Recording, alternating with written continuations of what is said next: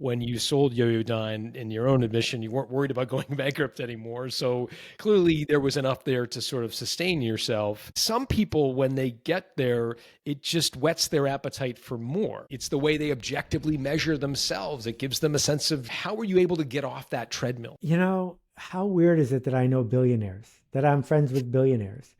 None of them are happy. None of them are, well, okay, one person I'm thinking of is happy, but almost none of them are happy because, you know, when Forbes ranks them, they're not number one.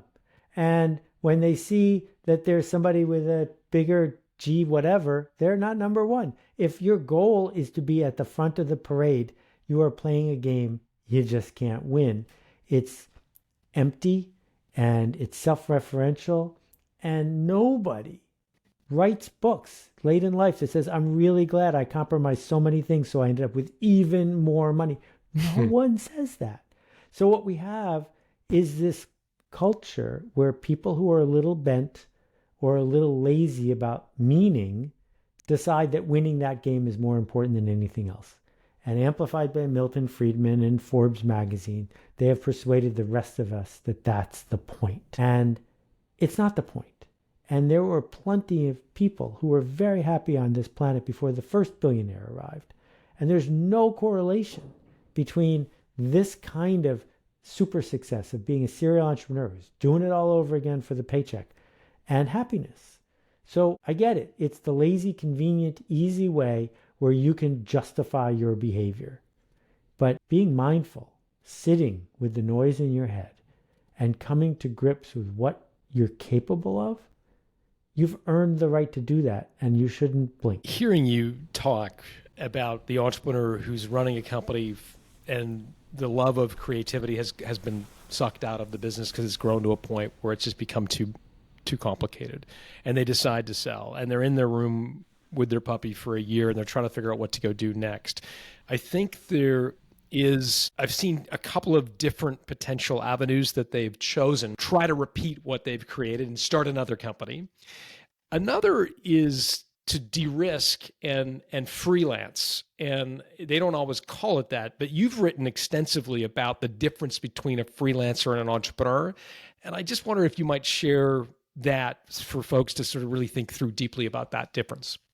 So I want to talk about skiing off-piste for a minute. Okay. If you've ever skied, one of the things that thrills people about skiing is entering the red zone, where you are barely in control and experiencing something super exciting. And then you survive it, and then you miss it the next time. And there are plenty of sports where people are able to experience this. Well, years ago, I knew a guy who was skiing with his whole life. He was a ski instructor, and he just couldn't get enough of the red zone. And he kept doing more and more dangerous things until one time he took a lesson out and skied off piste and was banned for life from the ski area. And the thing is, if you keep going to the red zone and try to violate the laws of physics, you're going to die doing it. And that's why watching Alex in that free climbing movie is so scary, because he needs to keep doing harder dynos and everything else to be reimagined, to be alive. And part of it for me was saying, you know what a freelancer does? A freelancer is not an entrepreneur with a small team. A freelancer is a totally different job. Entrepreneurs build something bigger than themselves, using other people's money to build something they can sell. Freelancers work with their own two hands.